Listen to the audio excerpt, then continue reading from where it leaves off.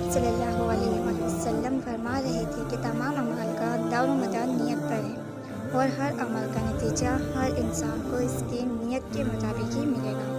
بس جس کی ہجرت ترک وطن ہو، دولت دنیا حاصل کرنے کے لیے ہو یا کسی عورت سے شادی کی غرض سے ہو، بس اس کی ہجرت ان ہی چیزوں کے لیے ہوگی جن کے حاصل کرنے کی نیت سے اس نے ہجرت کی ہے۔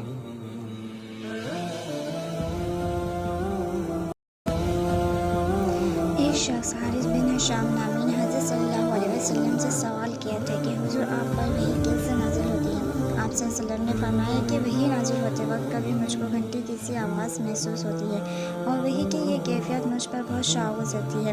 جب یہ کیفیت ختم ہوتی ہے تو میرے دل و دماغ پر اس فرشتے کے ذریعے نازل شدہ وحی محفوظ ہو جاتی ہے، اور کسی وقت ایسا ہوتا ہے کہ فرشتہ انسان میرے پاس آتا ہے اور مجھ سے کلام کرتا ہے، بس میں اس کا کہا ہوا یاد رکھ لیتا ہوں۔ حضرت عائشہ رضی اللہ عنہ کا بیان ہے کہ میں نے سخت کڑاکے کی سردی میں حضرت صلی اللہ علیہ وسلم کو دیکھا ہے کہ آپ صلی اللہ علیہ وسلم پر وحی نازل ہوئی، اور جب اس کا سلسلہ موقوف ہوا تو آپ صلی اللہ علیہ وسلم کی پیشانی سینے سے شعبوں تھی۔ حضرت صلی اللہ علیہ وسلم پر وحی کا ابتدائی دور اچھے سچے پاکیزہ خوابوں سے شروع ہوا۔ آپ خواب میں جو کچھ دیکھتے وہ صبح کی روشنی کی طرح صحیح اور سچا ثابت ہوتا۔ پھر من جانب قدرت آپ تنہائی پسند ہو گئے، اور آپ صلی اللہ علیہ وسلم نے غار حرا میں خلوت نشینی اختیار فرمائی، اور کئی دن اور رات وہاں مسلسل عبادت اور یاد الہی و ذکر و فکر میں مشغول رہتے۔ جب تک گھر آنے کو دل نہ چاہتا توشہ ہمراہ لیے ہوئے وہاں رہتے۔ توشہ ختم ہونے پر ہی اہلیہ محترمہ حضرت خدیجہ رضی اللہ عنہا کے پاس تشریف لاتے، اور کچھ توشہ ہمراہ لے کر پھر وہاں جا کر خلوت گزر ہو جاتے۔ یہی طریقہ جاری رہا یہاں تک کہ آپ پر حق منکشف ہو گیا، اور آپ غار حرا میں ہی قیام پذیر تھے کہ اچانک حضرت جبرائیل علیہ السلام آپ کے پاس حاضر ہوئے اور کہنے لگے کہ پڑھو اپنے رب کے نام کی مدد سے جس نے پیدا کیا اور انسان کو خون کی پٹکی سے بنایا، پڑھو اور آپ کا رب بہت ہی مہربانیاں کرنے والا ہے۔ بس یہی آیت آپ حضرت جبرائیل علیہ السلام سے سن کر اس حال میں غار حرا سے واپس ہوئے کہ آپ کا دل اس انوکھے واقعے سے کانپ رہا تھا۔ آپ حضرت خدیجہ رضی اللہ عنہا کے ہاں تشریف لائے اور فرمایا کہ مجھے کمبل اڑا دو، مجھے کمبل اڑا دو۔ لوگوں نے آپ کو کمبل اڑا دیا۔ جب آپ کا ڈر جاتا رہا تو آپ نے اپنی زوجہ محترمہ حضرت خدیجہ رضی اللہ عنہا کو تفصیل کے ساتھ یہ واقعہ سنایا، اور فرمانے لگی کہ مجھے کو اب اپنی جان کا خوف ہو گیا ہے۔ آپ کی اہلیہ محترمہ حضرت خدیجہ رضی اللہ عنہا نے آپ کی ڈھارس بندھائی اور کہا کہ آپ کا خیال صحیح نہیں ہے، خدا کی قسم آپ کو اللہ کبھی رسوا نہیں کرے گا۔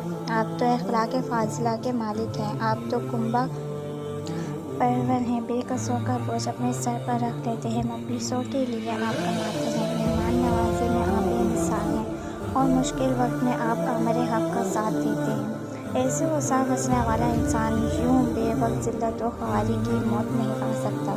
پھر مزید تسلی کے لیے حضرت خدیجہ رضی اللہ عنہا آپ صلی اللہ علیہ وسلم کو ورقہ بن نوفل کے پاس لے گئیں، جو ان کے چچا زاد بھائی تھے اور زمانۂ جاہلیت میں نصرانی مذہب اختیار کر چکے تھے اور عربانی زبان کے کاتب تھے۔ چنانچہ انجیل کو بھی حسب منشائے خدا بندی عبرانی زبان میں لکھا کرتے تھے۔ انجیل سریانی زبان میں نازل ہوئی تھی، پھر اس کا ترجمہ عبرانی زبان میں ہوا۔ ورقہ اس کو لکھتے تھے، وہ بہت بوڑھے ہو گئے تھے، یہاں تک کہ ان کی بینائی بھی رخصت ہو چکی تھی۔ حضرت خدیجہ رضی اللہ عنہا نے ان کے سامنے آپ صلی اللہ علیہ وسلم کے حالات بیان کیے اور کہا کہ اے چچا زاد بھائی، اپنے بھتیجے محمد صلی اللہ علیہ وسلم کی زبانی ذرا ان کی کیفیت سن لیجیے۔ وہ بولے کہ بھتیجے، آپ نے جو کچھ دیکھا ہے اس کی تفصیل سناؤ۔ چنانچہ آپ نے زوال تا آخر پورا واقعہ سنایا، جسے سن کر ورقہ بے اختیار ہو کر بول اٹھے کہ یہ تو وہی معزز راز دان فرشتہ ہے جسے اللہ نے حضرت موسیٰ علیہ السلام پر وحی دے کر بھیجا تھا۔ کاش میں آپ کے ساتھ اس عہد نبوت کے شروع ہونے پر جوان عمر ہوتا، کاش میں اس وقت تک زندہ رہتا جب کہ آپ کی قوم کو اس شہر سے نکال دے گی۔ رسول اکرم صلی اللہ علیہ وسلم نے یہ سن کر تعجب سے پوچھا کہ کیا وہ لوگ مجھ کو نکال دیں گے۔ حالانکہ میں تو آمین میں صادق و مقبول ہوں۔ ورقہ بولا، ہاں یہ سب کچھ سچ ہے، مگر جو شخص بھی آپ کی طرح ہمارے حق لے کر آیا، لوگ اس کے دشمن ہی ہو گئے ہیں۔ اگر مجھے آپ کی نبوت کا وہ زمانہ مل جائے تو میں آپ کی پوری مدد کروں گا۔ مگر ورقہ کچھ دنوں کے بعد انتقال کر گیا۔ پھر کچھ عرصے تک وحی کی آمد موقوف رہی۔